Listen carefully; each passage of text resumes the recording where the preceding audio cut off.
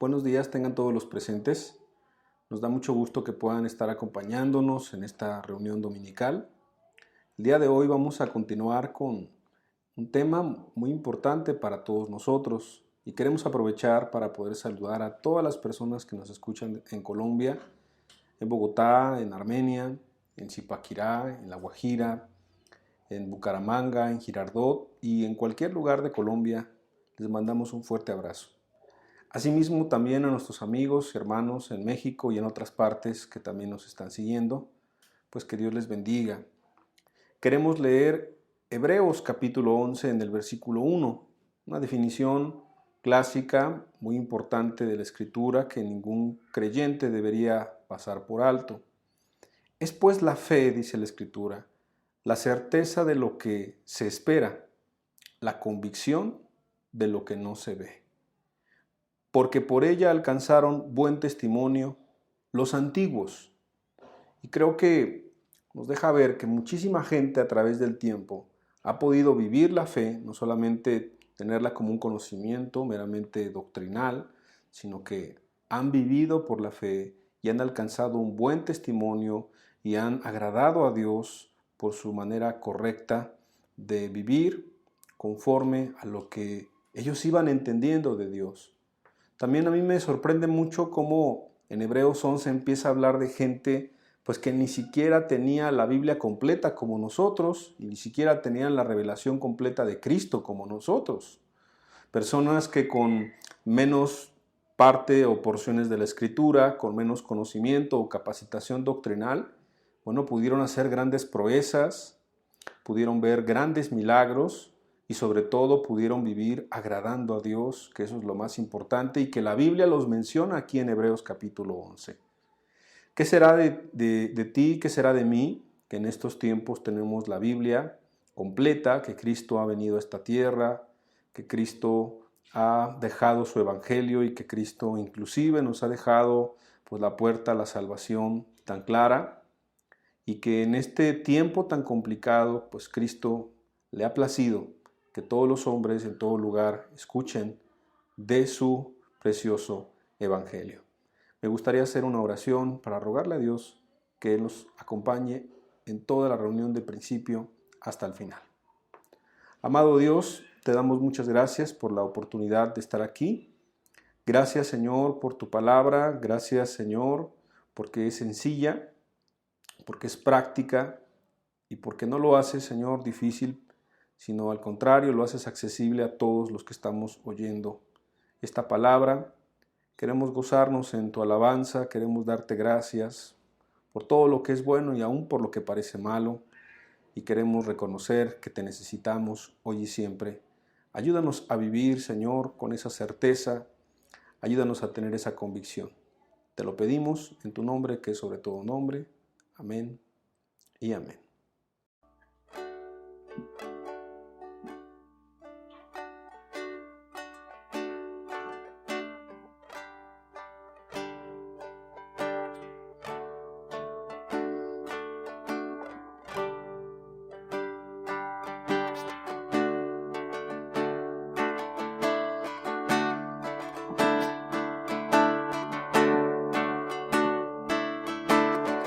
Pues tú has librado mi alma de la muerte.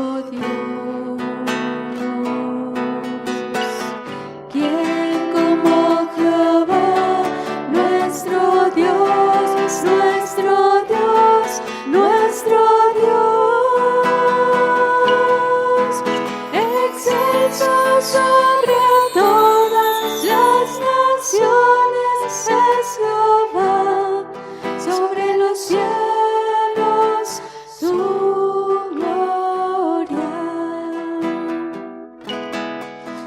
Excelso sobre todas las naciones es Jehová, sobre los cielos su gloria.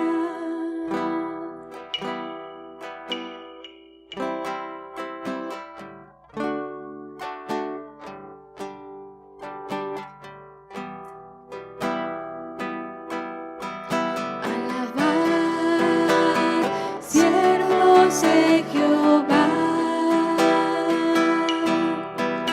alabad el nombre de Jehová, nuestro Dios, nuestro Dios.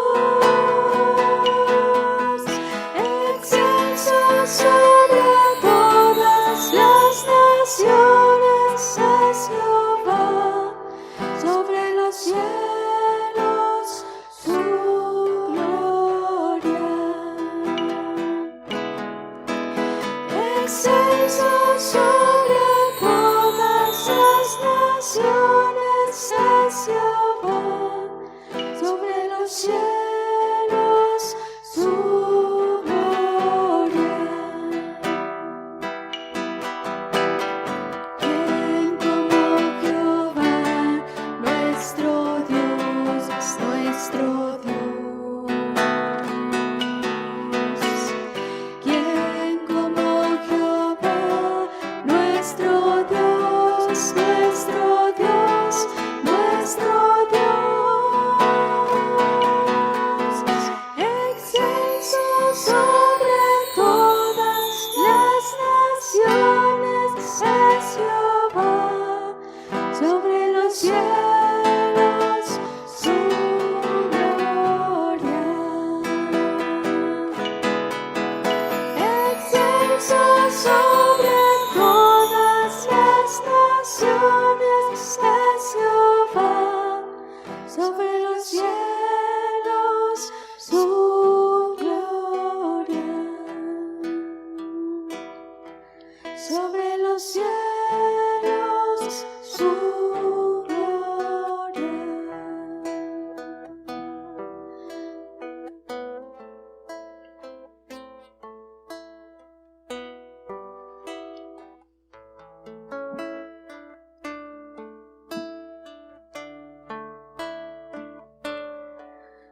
Jehová es varón de guerra, es poderoso en batalla. Jehová de los ejércitos, Dios poderoso es Él. Jehová es mi fortaleza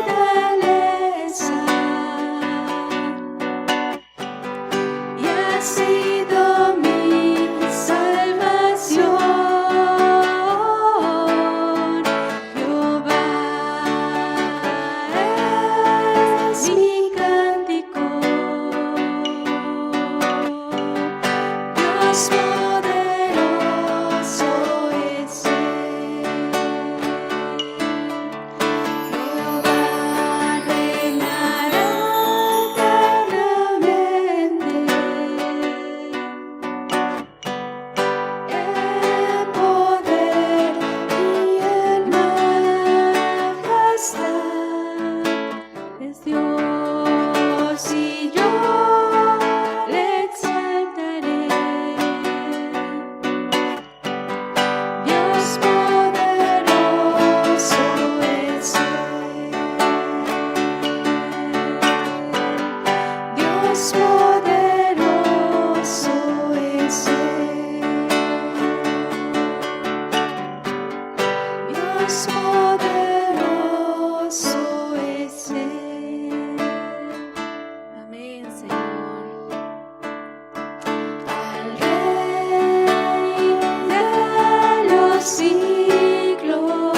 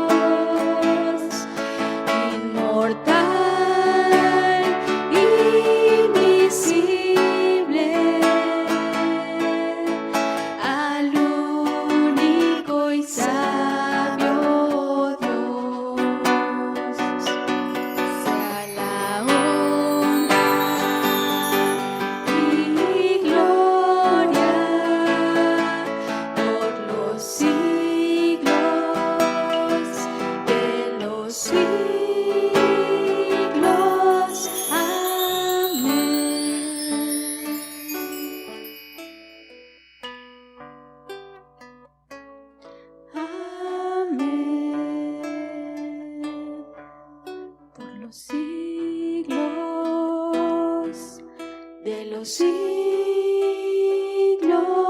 Amén.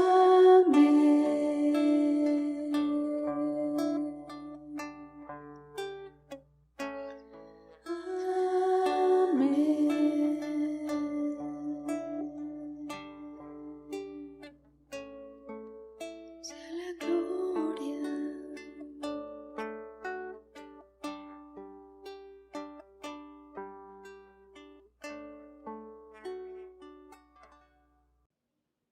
Le damos muchas gracias a Dios por permitirnos estar aquí reunidos. Gracias porque estamos vivos, porque tenemos la oportunidad de escuchar su palabra. Creo que Dios nos ha estado hablando bastante en estas últimas semanas acerca de este tema de la fe. Y el día de hoy vamos a dar una introducción en este mismo tema de la fe. En un subtema, por decirlo así, vamos a abordar acerca de la salvación del alma. ¿Qué tan importante es la fe para la salvación del alma? Y hay tantos y tantos errores y tantas adversidades, obstáculos para poder entender este tema, que es necesario el poder poner como título el día de hoy a la enseñanza los falsos conceptos de la fe. ¿Qué falsos conceptos de la fe como enemigos, como obstáculos o tropiezos para que la persona pueda creer, para poder ser salvo, para poder ser salva? La salvación del alma es un tema central, un tema muy importante en la vida de cualquier persona que esté escuchando de la palabra. Alguien puede por años pertenecer a un grupo, por años puede empezar a hacer algunas actividades, tener algunas funciones o cargos inclusive, pero descubrir al final de los tiempos que no ha experimentado el perdón de los pecados, no ha experimentado la salvación, y eso es una tragedia. Y claro, lo entendemos muy bien, como lo estaremos revisando el día de hoy y en las próximas semanas. La fe es un ingrediente importantísimo, esencial, para la salvación de nuestra alma. Quiero dar lectura a un pasaje en la Escritura que se encuentra en la segunda carta a Timoteo, capítulo 1, versículo 5. La Escritura dice, hablándole Pablo a Timoteo, trayendo a la memoria la fe no fingida que hay en ti, la cual habitó primero en tu abuela Loida y en tu madre Eunice, y estoy seguro que en ti también. Habla de una fe no fingida, y lo menciona en alguna otra ocasión también el apóstol Pablo. Eso quiere decir que hay una fe no fingida y hay una fe que sí es fingida, que es falsa, que parece fe pero que no es fe. Por eso este tema, pues con la ayuda de Dios, intentará explicar esos falsos conceptos de la fe en los cuales muchos pueden estar atorados, podemos estar confundidos e inclusive por años abrazando enseñanzas que no son conforme a la Escritura y que al final, lo peor de todo, es que nos impedirán pues poder acceder a la salvación, poder acceder a las palabras que Cristo Jesús habló en esta tierra, a la misión que tuvo al poder descender, al poder vivir, al poder morir, al poder resucitar por cada uno de los que después de arrepentidos creamos en el único camino, en la única verdad y en la única vida que es Cristo Jesús. Me gustaría que me pudiera acompañar en una oración para rogarle a Dios de su respaldo y de su bendición. Dios, gracias porque nos has traído hasta aquí. Gracias porque este tema de la fe creemos que es importante y está en tu corazón.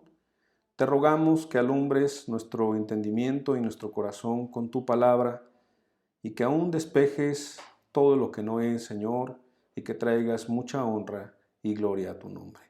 Muchas gracias, Señor Jesús. Amén y amén. Fíjate cómo dice la Escritura con claridad, hablando inclusive que esta fe no fingida se encontraba en la abuela de Timoteo, en la madre de Timoteo y en el mismo Timoteo, y no es que se transmitiera por nacimiento, sino es el buen ejemplo, es obviamente el compromiso de un padre instruyendo a su hijo, y creo que Dios quiere eso, que podamos tener a nuestra familia pues instruida de la manera correcta y llevarla también con nosotros hasta el final. No es el deseo de Dios que nadie se pierda, porque de tal manera amó Dios al mundo, tú sabes el texto, que ha entregado a su único Hijo para que todo aquel que en Él cree no se pierda, mas tenga vida eterna. Y si este es el deseo de Dios, ¿por qué tantas personas viven tan extraviadas? Si este es el deseo de Dios, ¿por qué tanta gente se está perdiendo y está siendo engañada y arrastrada por una falsa fe, por una falsa creencia, por una falsa doctrina? Bueno, porque obviamente el enemigo de nuestra alma, que es Satanás, pues estará empeñado en estar tratando de engañar, en tratando de disfrazarse de ángel de luz para engañar, aún arrastrar a los escogidos. Esto es, aún a los hijos de Dios y a las hijas de Dios. Por eso, el día de hoy vamos a estudiar algunos tipos de falsa fe o falsos conceptos de la fe que están haciendo muchísimo daño en nuestros tiempos.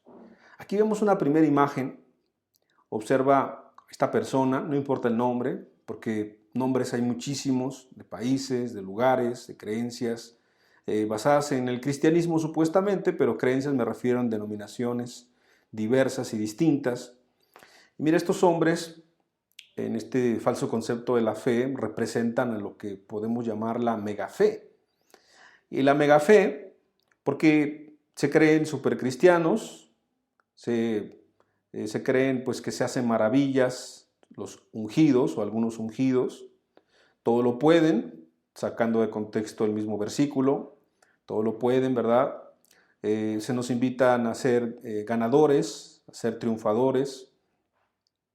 Se les habla bastante acerca de la superación personal y la misma palabra megafe tomada de uno de los sitios de estos falsos maestros, que son falsos. Quiero leer la definición. La palabra mega significa abundante. Cuando nos referimos a la megafe, estamos hablando de algo que trae el temor santo. O sea, cosas que está diciendo que no tienen sentido. Dicen que la megafe es algo como supersticioso, ¿verdad? Es como algo mágico y pues que eso tiene que ver con el temor santo de Dios. Y la verdad es que la Biblia no habla de la megafe. La Biblia habla de la fe, pero no de la megafe. Y obviamente pues nada tiene que ver con todos estos conceptos de ser un supercristiano o todo lo puedo sacándolo de contexto o que eres un campeón, ganador, un triunfador, que no puedes ser segundo ni último, tú siempre serás primero, ¿verdad? Que no serás cola, sino serás cabeza. Son muchas cosas que se predican en ciertos lugares. Es decir, que tú nunca serás el último, siempre serás el primero. Cosas contrarias a la Escritura. Estos cursos, ¿verdad? Estas pláticas motivacionales de superación personal cristiana, pues se encuentran en muchos púlpitos alrededor del mundo. Sacan de contexto, obviamente, algunos pasajes de la Escritura, los mismos milagros de Jesús, el otro texto cuando dice que estas señales acompañarán cuando sea predicado el Evangelio. Y entonces hablan de muchas maravillas, de muchos milagros, de muchos prodigios, y todos son movidos por una megafe, no una fe normal, no una fe sencilla, no una fe bíblica, sino una megafe. Ahora, ¿por qué tenemos que hablar de esto? Porque muchísima gente está engañada con este tipo de sistemas. Muchísimas personas que están bien intencionadas, que quieren buscar a Dios, que tienen necesidad en su corazón, que saben que Cristo es la respuesta realmente a sus problemas, se encuentran con un Cristo que es un Cristo falso, porque no es el Cristo de la Escritura que los lleva a decir, bueno, si tú eres mi hijo tienes que tener esta mega fe, y si no eres un supercristiano, y si no lo puedes todo, y si no eres un ganador, y si no eres un campeón, y si no tomas estos cursos de superación personal, entonces tú serás un cristiano derrotado, un cristiano incrédulo, un cristiano debilitado, un mal cristiano, o ni cristiano eres, y muchísima gente se condena, muchísima gente se aparta, mucha gente no tiene acceso realmente a este tipo de enseñanzas, o sea, no las cree, ¿no? Las toma como charlatanería, que en sí mismos sí lo son, lo toma como algo que no es valioso, como algo que no es importante, y muchos tropiezan al ver este tipo de cristianismo que solamente pues hace mucho énfasis en el yo, hace mucho énfasis en lo importante que somos nosotros y no hace énfasis en Dios. Y ni siquiera hace énfasis en el amor al prójimo. Ocupa de Dios porque si no ocupara de Dios, pues no parecería cristiano. Pero no porque lleve el nombre de Dios, no porque lleve el nombre de Cristo es cristiano. Hay que analizar bien el mensaje, hay que analizar la creencia, la doctrina, los fundamentos.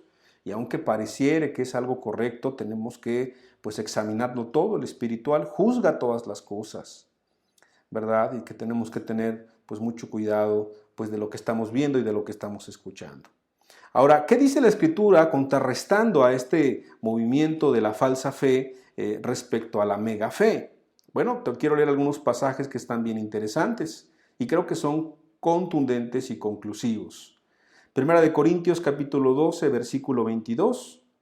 Antes bien, los miembros del cuerpo que parecen más débiles son los más necesarios. El apóstol Pablo está hablando de la iglesia y la bendición de estar en el cuerpo de Cristo. No cualquiera que se dice cristiano es parte del cuerpo de Cristo, de la iglesia. Y esto es un misterio, el apóstol Pablo así lo menciona, y no porque sea algo muy difícil o porque sea algo muy complicado de entender, sino porque el que es carnal no entiende lo espiritual. Pero aquel que es espiritual sabe que el día que Jesús le perdona sus pecados, sabe que el día que Cristo viene a reinar en su vida, ese día también es insertado en una familia que es la familia de la fe, que es la iglesia de Cristo, una iglesia por la cual Jesús vendrá, que será pura, sin mancha, ni arruga, ni cosa semejante. Y lo que el apóstol Pablo está diciendo es contundente. Antes bien, los miembros de la iglesia, del cuerpo, que parecen más débiles, ¿acaso los va a menospreciar el apóstol Pablo? ¿Acaso va a decir que no tienen fe o que requieren la mega fe? No, dice son los más necesarios. Entonces aquí habla de la debilidad como una virtud, como una bendición, no como una tragedia. Primera de Corintios capítulo 1, versículo 25. ¿Será que nada más con los más aptos, los más preparados está Dios, como dicen ellos, los predicadores de la mega fe? Bueno, aquí dice la Escritura, porque lo insensato de Dios es más sabio que los hombres, y lo débil de Dios es más fuerte que los hombres. ¿Qué te parece? Ya ni siquiera está hablando del mismo apóstol Pablo, sino está hablando del mismo Dios, y no porque en Dios haya algo insensato, y no porque Dios sea débil, sino de alguna manera comparando y diciendo, mira, Dios está por encima de todos los hombres y de toda la sabiduría de los hombres. Y no tiene reparo el apóstol Pablo en poner, y lo débil de Dios, si es que existiera algo débil en Dios. ¿Te das cuenta cómo no le es tomado por blasfemia, no le es tomado como algo incorrecto? Los maestros de la megafe dicen que no tenemos un Dios chiquitito, que no tenemos un Dios pequeñito, que tenemos un Dios grandísimo y hay que pedirle y hay que rogarle, ¿verdad? Que nos haga milagros grandes y que logremos grandes puestos de trabajo y que logremos grandes cosas en la vida y que no nacimos para ser perdedores sino ser ganadores, porque somos reyes, porque somos sacerdotes, mal entendiendo textos de la Escritura, llevándonos al culto idolátrico, al yo, al ego, ¿no? Y todo se centra en Cristo, no se centra en nosotros, no se centra en un grupo o en un predicador, no, se centra en Cristo. Y cuando el mensaje no se centra en Cristo, entonces podemos decir que es un falso mensaje. Estos maestros de la megafe, de verdad, que pervierten la palabra y tropiezan a muchísimos. Pero vamos a seguir leyendo. Primera de Corintios capítulo 1, ahora del versículo 26 al versículo 29. Pues mirad, hermanos, vuestra vocación, que no sois muchos sabios según la carne, ni muchos poderosos, ni muchos nobles, sino que lo necio del mundo escogió Dios, para avergonzar a los sabios, y lo débil del mundo escogió Dios, para avergonzar a lo fuerte, y lo vil del mundo y lo menospreciado escogió Dios, y lo que no es, para deshacer lo que es, a fin de que nadie se jacte en su presencia. O sea, no solamente son excepciones los débiles en el cuerpo de Cristo, sino aquí lo menciona que a propósito Cristo tomó de lo vil, de lo menospreciado, de lo que era más pecador, de lo que estaba más sucio, de lo que era más inmundo, de lo necio, de lo que no tenía conocimiento ni capacidad, de lo que no tenía valor alguno para este mundo, con tal de que la gloria se la lleve Dios, con tal de que ahora que somos cambiados, somos transformados y que ahora que podemos ser útiles en las manos de Dios, no es ni siquiera por nuestras capacidades, no es porque seamos muy valiosos e importantes en sí mismo, sino porque Cristo nos dio un valor e importancia al fijarse en nosotros y al derramar de su amor, de su perdón, de su misericordia para aquel que se arrepiente y cree de todo corazón. Entonces no son los fuertes, no son los sabios, no son los poderosos, al contrario, aquí exalta Cristo lo débil, lo que no es, lo necio, para que nadie se jacte en su presencia. Vamos a leer otro texto para ver si el apóstol Pablo tenía problema con la debilidad, con la fragilidad, ¿no? A ver si él habla pues de estos cursos de superación personal, ¿verdad? A ver si él habla de la grandeza del cristiano. Segunda de Corintios capítulo 12, versículo 10. Por lo cual, por amor a Cristo me gozo en las debilidades, en afrentas, en necesidades, en persecuciones, en angustias, porque cuando soy débil, entonces soy fuerte.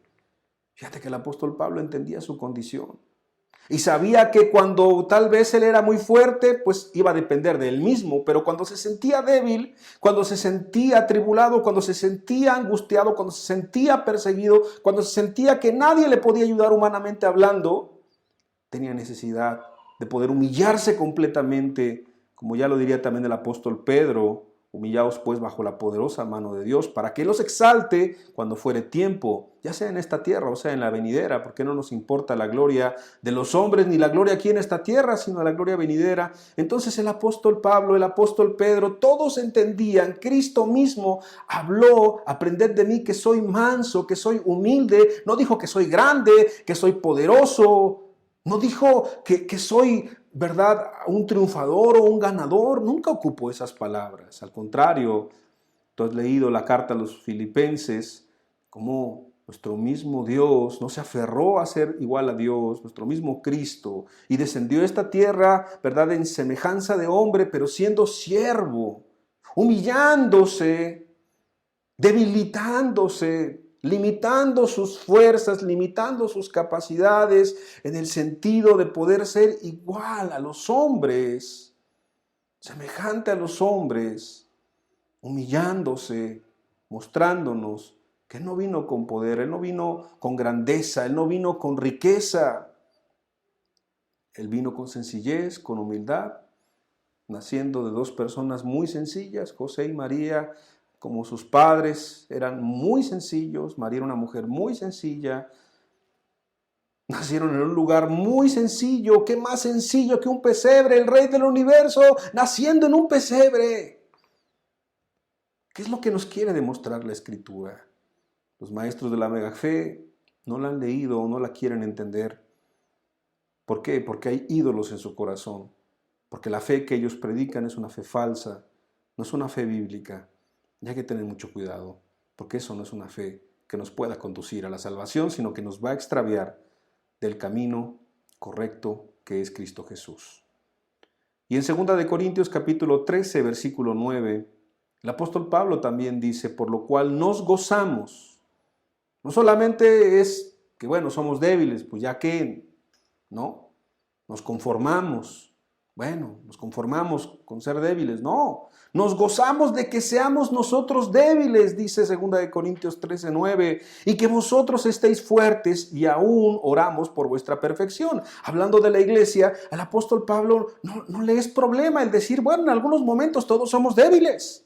No me estoy refiriendo a caer en pecado, no me estoy refiriendo a ser débiles en caer en obras de la carne, no, sino estar debilitado, estar necesitado, estar humillado siempre delante de Dios, dependiente de Dios, necesitado de Dios. Jesús dijo: vosotros sois los pámpanos, yo soy la vid. Y los pámpanos sin la vid no son nada. Pero la vid sin los pámpanos sigue siendo vid. En otras palabras, nosotros sin Dios no somos nada. Pero Dios sin nosotros sigue siendo Dios. Entonces la megafe está completamente exhibida por la Escritura.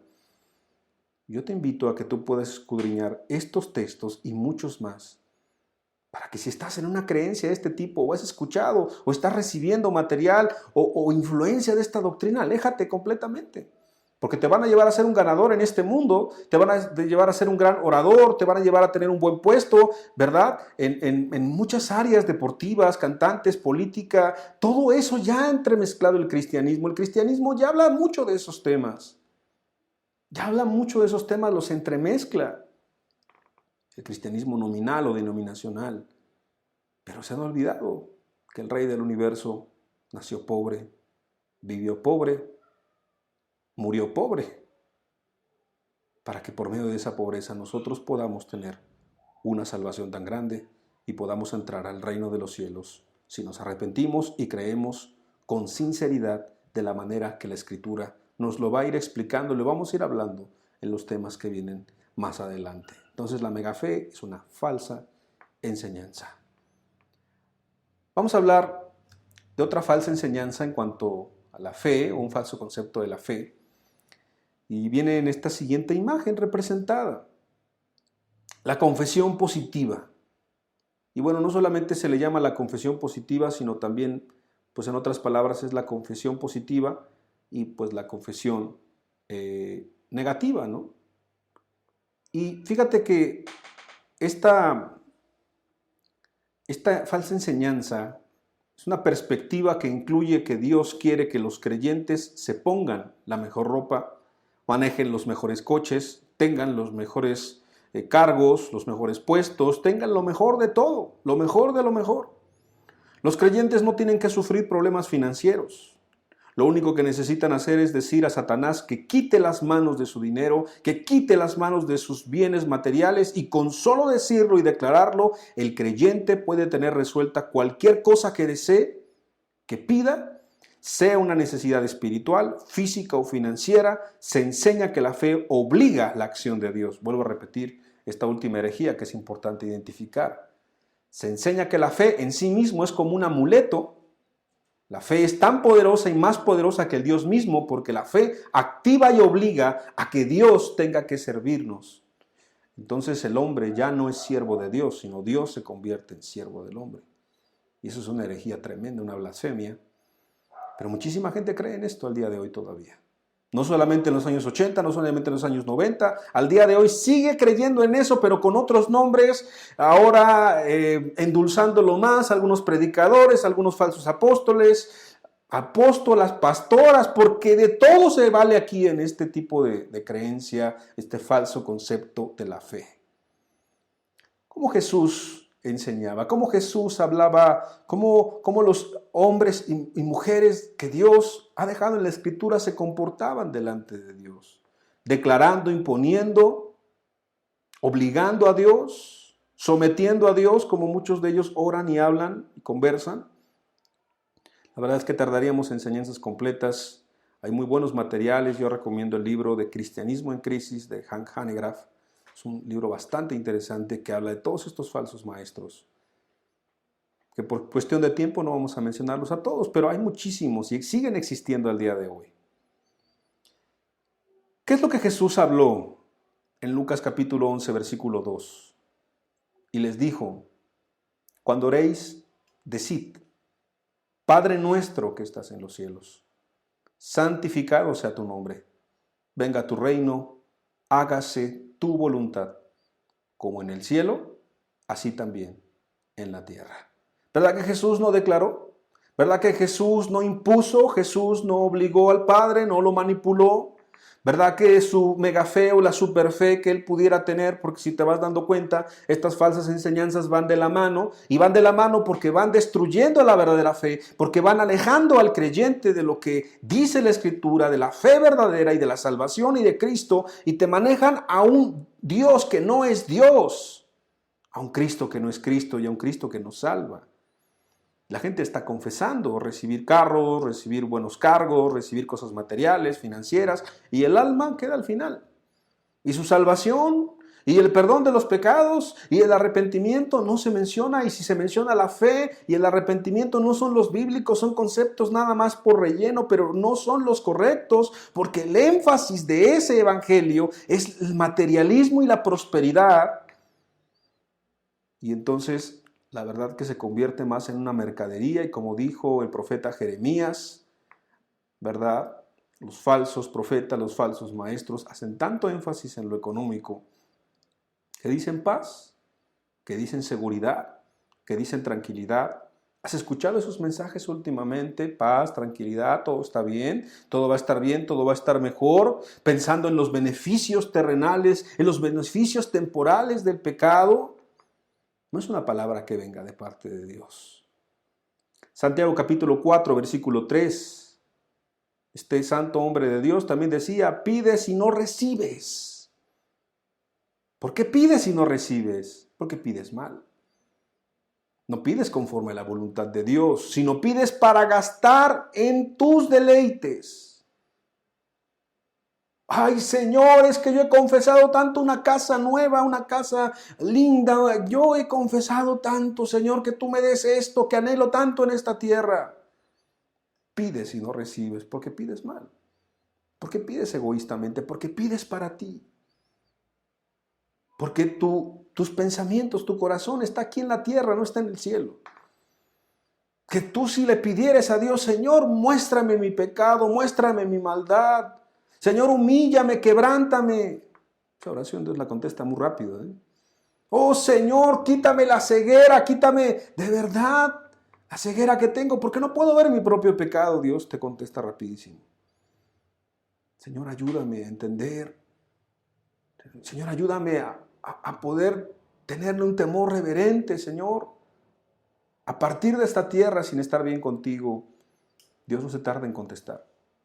Cuando nosotros pedimos cuestiones que son eternas, cuestiones de nuestra propia alma, cuando nosotros rogamos de una manera correcta, suplicamos, aquella gente en Nínive que tú has leído la historia de Jonás, ante un solo mensaje sencillo y poderoso de arrepentimiento, fueron compungidos, fueron atravesados. No eran muchas palabras, no eran estudios teológicos completos, pero sí era realmente la necesidad del corazón de ellos. Por eso, seguramente cuando le pidieron perdón a Dios, una segunda oportunidad, Dios no tardó en contestar. Lamentablemente estos falsos maestros de la confesión positiva y negativa, pues también hacen toda una ideología, hacen toda una doctrina, desviando la atención de lo que es realmente correcto. Tardaríamos mucho en explicar todo, solamente estamos mencionando algunas de estas. Pues la confesión negativa, pues habla que también tengas cuidado con tus palabras, porque pues, tus palabras, ¿verdad?, traen como poder, o tus palabras son poderosas. Entonces, pues si hablas de pobreza, pues atraes la pobreza. Al mero estilo metafísico, ¿no?, de años atrás, y mucha gente que ni siquiera es cristiana y que cree este tipo de cosas, ¿no?, como la ley de atracción, ¿no?, como todo lo bueno atrae lo bueno, y cosas extrañas y raras de este mundo, pero que están metidas en el cristianismo. Y que mucha gente que se dice pastor o pastora, líderes, enseñan esto lamentablemente y confunden mucho a las personas, torciendo muchísimos pasajes del Antiguo Testamento y del Nuevo Testamento, desviando la atención de lo más importante, que es la fe para salvación, que es la fe para perdón de los pecados, porque están perdiendo el tiempo creyendo en la megafe, tomando cursos para la megafe, superándose en la megafe y después especializándose en la confesión positiva y negativa. Y va de la mano, porque las denominaciones están llenas de este tipo de falsos conceptos de la fe. Y vamos a hablar del tercer tipo falso concepto de fe. En la imagen tú puedes ver con claridad lo que representa la parábola del buen samaritano. Este hombre que pues representa a alguien pues que no tenía ningún compromiso con aquel judío que estaba tirado en el camino y que era el menos indicado probablemente y socialmente en ese tiempo para ayudar, porque los más indicados era el propio pueblo de Dios, los judíos, y pues los levitas, los sacerdotes, los que están representados en esta historia, que pasan primero y que tienen todo el conocimiento doctrinal y que tienen toda la capacitación y que naturalmente tendrían que tener afinidad con su paisano, con su connacional, pues pasan de largo porque tienen mucho conocimiento, porque tienen mucha prisa, porque tienen que sostener una estructura religiosa, pero tienen poco amor. No tienen un amor práctico, es una fe pasiva, es una fe muerta, es una fe sin amor, es una fe religiosa, muy intelectual, de muchos cursos, seminarios, de mucha preparación doctrinal, pero sin obras. No me malentiendas, yo no quiero decir que no hay que prepararse, no, hay que escudriñar la Escritura. ¿Os parece que ahí se encuentra la verdad y la vida eterna? Y la Escritura habla de Cristo desde el Antiguo Testamento y toda la Escritura habla de Cristo. Y es necesario escudriñarla y es necesario de verdad prepararnos para un tiempo tan complicado. Sí, pero hay que prepararnos y también hay que tener un amor práctico por nuestro semejante, por nuestros seres queridos, por nuestra madre, por nuestro padre, por nuestros hermanos, por nuestros hijos, por nuestro prójimo. Este tipo de fe pasiva y sin amor hace tanto énfasis en los cursos, hace tanto énfasis en los seminarios, hace tanto énfasis en estructuras de escalafón donde vas creciendo, creciendo y creciendo y vas siendo también importante, elevando tu ego, los rangos, los nombramientos al puro estilo de un club social. Entremezclan cosas, ¿verdad? Para poder escalar, porque de repente se necesita variedad en la congregación. Y hay universidades cristianas, ¿no? Cuando digo universidades cristianas, pues quiere decir que dan algunas carreras que son propias para el liderazgo de pastores, de pastoras, de líderes, a eso me refiero. Cursos entremezclando cristianismo con psicología, licenciatura en psicología cristiana, en diferentes niveles, en diferentes rangos, porque hay que abarcar el conocimiento y porque hay que entremezclar y porque de alguna manera pues tenemos que entretenernos en algo, ¿no?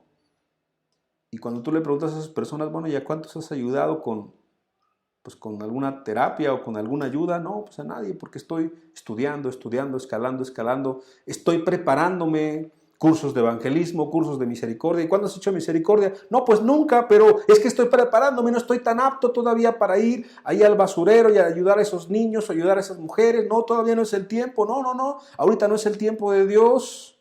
¿Y cuándo vas a ir al hospital para poder compartirle a una persona o a alguien que esté enfermo, ir a visitarle? No, es que ahorita no, es un tiempo complicado.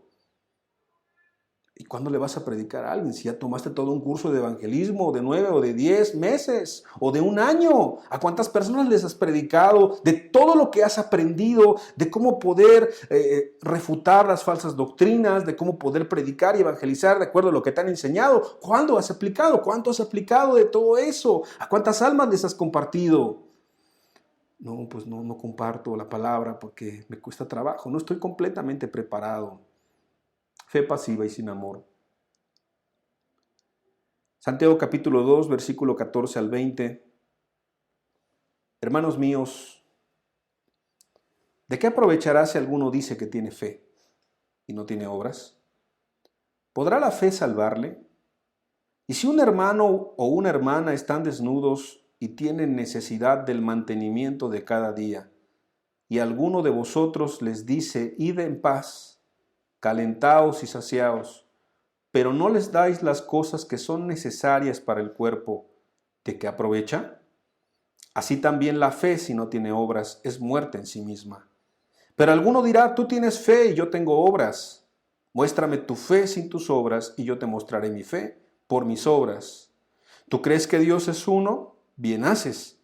También los demonios creen y tiemblan, mas ¿quieres saber, hombre vano, que la fe sin obras es muerta? La verdad es que esta es una palabra muy clara. Hay mucha fe religiosa en este tiempo que no salva a nadie y que obstaculiza el que podamos predicar, y no solamente predicar, sino vivir de manera sencilla. La fe necesaria para poder ser salvos en estos tiempos. Yo quiero dar como introducción a esta última parte de la enseñanza, que para mí es muy importante, pongamos atención, porque todo lo demás han sido obstáculos como que algunos ya tenemos conocimiento y que son los más naturales, pero quiero hablar de otros dos últimos obstáculos en cuanto a la fe. Y para esto me quiero centrar a que nosotros podamos comprender que cuando Cristo Jesús vino a esta tierra, pues no vino de paseo nada más, no vino nada más a hacer milagros, no vino nada más a levantar a los muertos, a que los ciegos vieran, a que los mudos hablaran, a reprender demonios, sanar enfermedades incurables, no. Sino que Cristo vino para dejarnos un mensaje, y este mensaje es muy claro en Marcos capítulo 1, y lo podemos encontrar en el versículo 14, después de que Juan el Bautista fue encarcelado, Jesús vino a Galilea predicando el evangelio del reino de Dios. Aquí está el primer mensaje de Jesús en esta tierra, y aquí es de la forma en que se predica el Evangelio y que contiene el mismo Evangelio. Versículo 15 diciendo: el tiempo se ha cumplido y el reino de Dios se ha acercado. Arrepentíos y creed en el Evangelio. Dos palabras importantes que comprenden el Evangelio: arrepentíos y creed. Arrepentimiento y fe. Y yo quiero decirte que los dos últimos falsos conceptos de la fe implican un mal entendimiento del Evangelio, y esto es lamentablemente el mayor obstáculo para muchas personas: no acceder a la fe que realmente salva, y que estaremos hablando en otras enseñanzas más adelante. Pero el día de hoy es importante poner este punto importante en la mesa para poder realmente ser bendecidos, y pues si estamos en ese error o en esa dificultad, pues salir de eso con la ayuda de la palabra y del Espíritu Santo. Bueno, el obstáculo que podemos encontrar lo podemos nombrar como la fe sin arrepentimiento. Es la fe sin arrepentimiento, y la imagen que tú vas a ver ahí en pantalla es un personaje que se encuentra en el libro de Hechos en el capítulo 8, tú lo puedes estudiar completo en tu casa, llamado Simón el Mago. Simón el Mago fue un hombre que se dedicaba a la hechicería, que se dedicaba a la magia, como lo dice su nombre, Simón el Mago. Y cuando empezó a escuchar del Evangelio y vio que los demás empezaban a convertirse y a cambiar radicalmente su manera de vivir, pues el que se dedicaba a la prostitución ahora se dedicaba a lo bueno, el que antes robaba ahora trabajaba con sus manos, el que antes era grosero ahora bendecía con su boca, el que antes era un golpeador ahora amaba a su familia. O sea, cambiaba, eran cambios drásticos, radicales, completos. Yo creo que esto asombró tanto a este hombre, dice la Escritura, pues que a lo mejor por moda o a lo mejor por emoción cambió de manera drástica también, y eso parecía. Y la Biblia dice que este hombre creyó, así lo dice la Escritura, y que este hombre después pues fue bautizado, y que después de ser bautizado, este hombre también empezaba a seguir a aquel discípulo que le había predicado. Entonces este hombre había creído, había sido bautizado y había sido discipulado, y entonces de repente llegan los apóstoles y aparece lo que vamos a leer en Hechos capítulo 8, versículo 18 al 23. Cuando vio Simón que por la imposición de las manos de los apóstoles se daba el Espíritu Santo, les ofreció dinero, diciendo: dadme también a mí este poder, para que cualquiera a quien yo impusiere las manos reciba el Espíritu Santo. Entonces Pedro le dijo: tu dinero perezca contigo, porque has pensado que el don de Dios se obtiene con dinero. No tienes tu parte ni suerte en este asunto, porque tu corazón no es recto delante de Dios. Y esta es la palabra clave aquí. Arrepiéntete pues de esta tu maldad y ruega a Dios, si quizá te sea perdonado el pensamiento de tu corazón, porque en hiel de amargura y en prisión de maldad veo que estás. ¿Cuál es el problema de esta persona? Se había creído, supuestamente, aunque entendemos que no era la fe verdadera, la fe que salva. Después había sido bautizado, como mucha gente es bautizada en sus denominaciones, en el mar, en el río, en la pileta, donde sea. Y después fue discipulado. ¿Cuál era el problema? Pues que este hombre no se había arrepentido. Y así hay muchísimas personas en este mundo que malentienden la fe y entonces dicen: bueno, la fe es la que salva, entonces como la fe es la que salva, no es necesario arrepentirse. Es una fe sin arrepentimiento, una fe sin cambios, una fe sin escudriñar el corazón, una fe sin restituir al agraviado, una fe sin ver en el fondo del corazón y dejar que el Espíritu Santo escudriñe el corazón y que convenza de pecado, de justicia, de juicio, que lo lleve a un cambio completo, radical de mentalidad, que lo lleve a todo lo que implica la palabra arrepentimiento, que después pudiéramos dar una enseñanza tal vez más adelante, y hay material a aquel que le interese para saber las características del verdadero arrepentimiento. Probablemente la próxima enseñanza se hable de esto también y se amplíe. Pero te quiero decir que muchísima gente cree que es salva porque han creído. Han malentendido algunos pasajes de la Escritura. Es que la Biblia dice que si confesares con tu boca que Cristo es el Señor, sí, Pero en ese tiempo confesar a Cristo con la boca era que si iba pasando un soldado romanos y te veían ahí en el bautismo o te veían ahí que estabas predicando de Cristo, pues te ponían un cuchillo en la garganta y te mataban, o te preguntaban en el camino, ¿eres tú cristiano? Y si tú decías que eras cristiano, te mataban. Entonces confesar con tu boca en ese tiempo que eras cristiano, que Cristo era el Señor y no César, no el emperador, era la muerte. Era una decisión de vida o de muerte. Hoy cualquiera puede decir que es cristiano. Hasta el diablo puede decir que es cristiano. Pero no porque lo diga, lo es. Han malentendido los pasajes de la Escritura. A todos los que le recibieron, dice hermano la Escritura. Sí, a todos los que recibieron ¿qué? A los que recibieron el Evangelio de Cristo, que es arrepentimiento y fe. A los que recibieron su amor, sí, pero también su reprensión. A los que recibieron completo el consejo, ¿verdad? De arrepentirse, de dejar todos sus pecados, de dejar de hacer lo malo y aprender a hacer el bien. Que tomaron el Antiguo Testamento y lo entendieron como muy importante para aplicarlo ahora. En este tiempo en el que Cristo ha venido también para morir y después resucitar y obviamente pagar por todos nuestros pecados.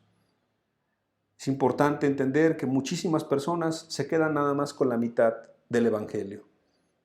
Hablan de la fe, de la megafe, de la superfe, de la confesión positiva, o un muy ligero y emotivo mensaje de acepta a Cristo o de pasa al frente, pídale perdón a Dios por tus pecados, derramas algunas lágrimas y sale la persona emocionada, pero se da cuenta a la semana o a las 2 semanas o al mes o a los 2 meses se da cuenta que fue una emoción y vuelve a sus pecados, vuelve a su amargura, vuelve a su fornicación, vuelve a su amor al mundo, vuelve a toda la inmundicia porque nunca se ha arrepentido, pero le engañaron diciendo que ya es un hijo de Dios y que la buena obra que Dios empezó en él la va a ir perfeccionando. Pero ¿cuál buena obra? Si siguen pecados, si siguen maldades. Esta fe sin arrepentimiento no es la fe bíblica. Muchísima gente vive engañada de esa manera. Y ya no amplía más porque la próxima semana este tema lo vamos a hablar con mucha calma, porque creo que Dios nos quiere atalayar, nos quiere cuidar en este tiempo de tanta confusión. Quiero concluir con el último falso concepto de la fe que he podido ver aún entre personas cercanas, entre personas que queremos, entre personas que están buscando a Dios, pero que tal vez se han atorado por una u otra causa. Y esto es en sí mismo el arrepentimiento. Sí, el arrepentimiento bíblico, el arrepentimiento genuino y lo que implica, pero sin fe. Es lo contrario. Lo que hablé hace un momento es la fe sin arrepentimiento. Pero recuerda que nosotros leímos que el Evangelio es arrepentíos y creed, arrepentimiento y fe. ¿Qué pasaría entonces de alguna persona que se arrepiente, entiende la importancia de arrepentirse, la importancia de no pecar, la importancia de dejar de hacer lo malo, pero nunca cree, nunca ejerce fe? Y entonces vas a ver aquí la imagen de un hombre muy conocido por todos nosotros, o por lo menos deberíamos de conocer un poco de la historia. Este hombre, llamado Martín Lutero, fue un buen monje respecto a lo que él mismo decía de él. Fui un buen monje y cumplí las reglas de mi orden tan estrictamente que podría decir que, si alguna vez un monje llegaba al cielo por su vida monástica, ese era yo. Todos mis hermanos en el monasterio que me conocieron bien lo respaldarían. Si hubiera seguido por más tiempo, me hubiera matado con vigilias, ayunos, lecturas y otras obras. Leyendo un poco de la historia de Martín Lutero, dice: la orden agustina era muy conocida por su disciplina. Los monjes descansaban y estudiaban en pequeñas habitaciones sin calefacción. Hacían votos de castidad, de obediencia y de pobreza. Todos debían participar en una misa diaria que empezaba a la 1 de la madrugada. Sesión que se realizaba 7 veces al día. Pero Lutero luchaba con crecientes sentimientos de duda y culpabilidad. Así que buscó en su religión y en sus líderes ayuda para lidiar con su culpa. Se volvió entonces a los sacramentos de la Iglesia, específicamente a la confesión, la cual se convirtió en un suplicio para Lutero y sus confesores. El joven monje se confesaba frecuentemente, a veces a diario, y en ocasiones se tardaba hasta 6 horas en una sola sesión. Si la confesión no estaba resolviendo la culpa de Lutero, tampoco lo estaba logrando los ayunos. Posteriormente Lutero diría: ayuné casi hasta morir, porque una y otra vez estuve sin tomar una sola gota de agua o un bocado de alimento. Pero el contacto de Martín Lutero con las Sagradas Escrituras, y esto nos puede animar y dar fe a nosotros, empezó a darle una salida a su angustia. Lutero formuló preguntas correctas en su estudio. Una de ellas: ¿cómo puedo salvarme siendo Dios justo y yo injusto? Y recibió las respuestas correctas. Leyendo el inicio de la carta a los Romanos, vio que el apóstol Pablo afirma que en el Evangelio la justicia de Dios se revela por fe y para fe, como está escrito: mas el justo por la fe vivirá. El apóstol Pablo, citando estas palabras del libro de Habacuc, que ya se habían escrito muchos años atrás, no estaba invalidando el arrepentimiento, para que nadie lo malentienda. No estaba invalidando dejar de hacer lo malo, pero lo que estaba poniéndole un énfasis es que aún después de dejar de hacer lo malo, aún después de un verdadero arrepentimiento, aún después de una verdadera consagración sin Cristo, nadie tendría acceso al cielo. Y yo sé que muchos de los presentes pudiera ser que hayan escuchado enseñanzas contra el pecado toda la vida, y eso está muy bien. Eso es necesario y eso es importante, porque el pecado es el enemigo número 1 de Dios.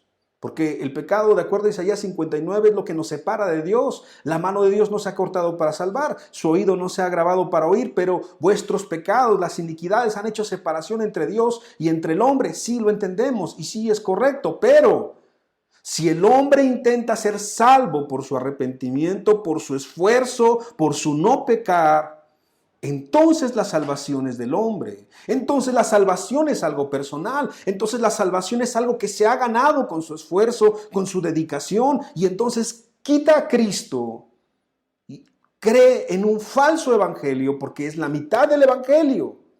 Solamente cree en una vida completamente rendida a la disciplina, al duro trato con el cuerpo, a ganarse la salvación por su arrepentimiento, por sus buenas obras.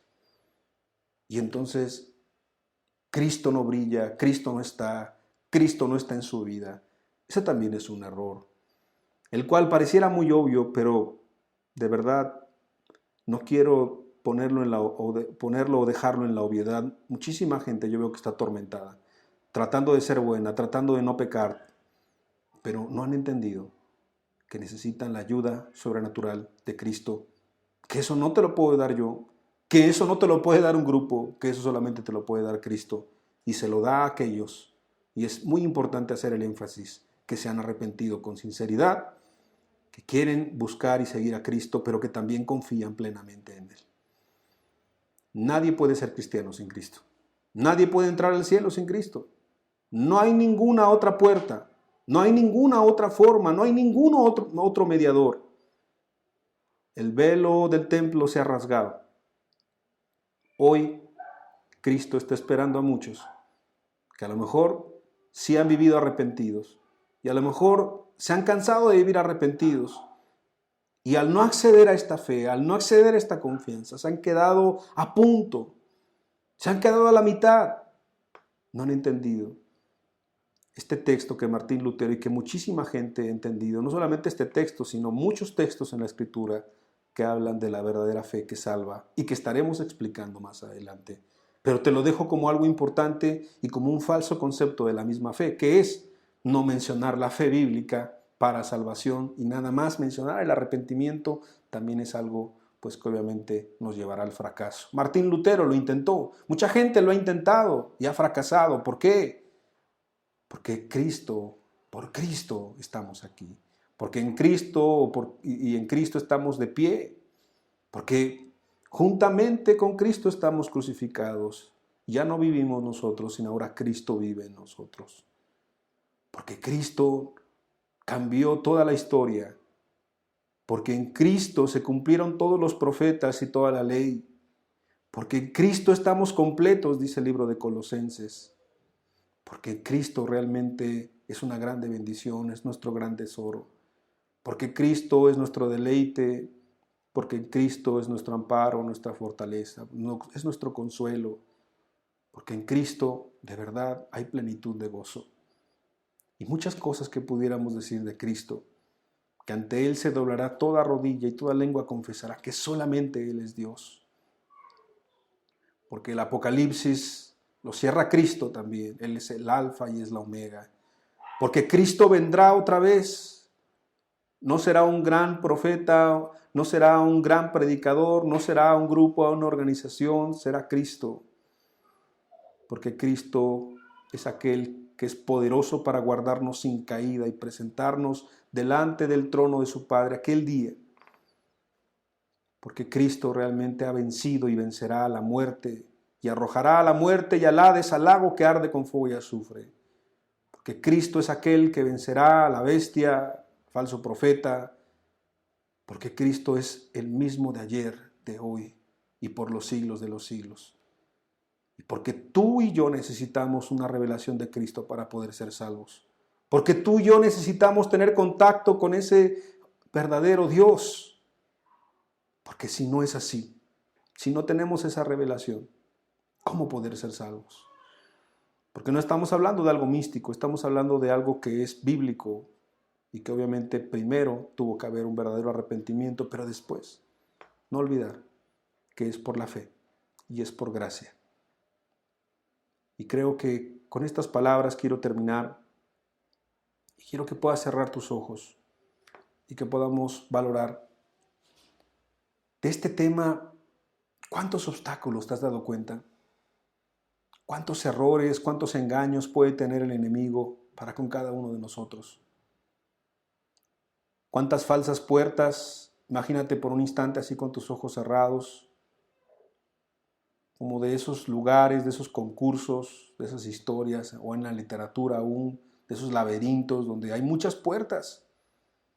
Y todas las puertas parecen iguales, y todas las puertas parecen buenas, y todas las puertas parece que te conducen a la salida, pero solo una es la correcta.